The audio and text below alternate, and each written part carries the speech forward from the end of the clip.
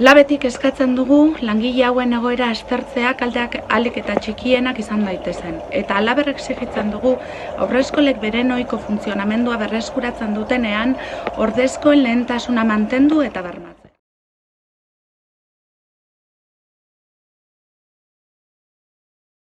Lab sindikatuak maiatzean egiten den deialdia atzeratzea eskatzen du.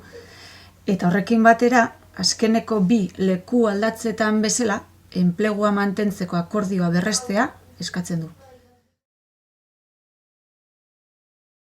Lab sindikatuak prozesuarekin aurrera jarraitzea eskatzen du. Haurreskolak irekitzen diren egunean, indarrean sartu ahal izateko. Labek sinatutako ordezkoen araudiak ematen dituen aukera guztiekin. Gerentziak eta planifikazio zerbitzuak aukera guztiak aztertzea eskatzen du lab sindikatuak.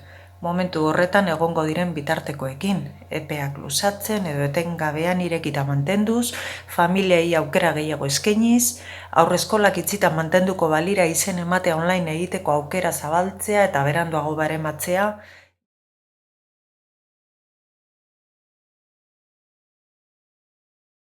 Enpresari eskatzen diogu lehenbailen pertsona hauek egin dituzten eskaerak erantzuteko eta beren eskubidea den haurreskolak partzuergoko zentroetan reinkorporatzea exijitzen dugu. Kudeaketako langileen hainbat ordezkapen eta lanpostu bete gabe daude. Argi dau administrazioak eten egin dauela langileen ordezkariekin komunikazioa eta erantzunak behar ditugu. PNVek arrokereian 10, baina kudeaketan 0.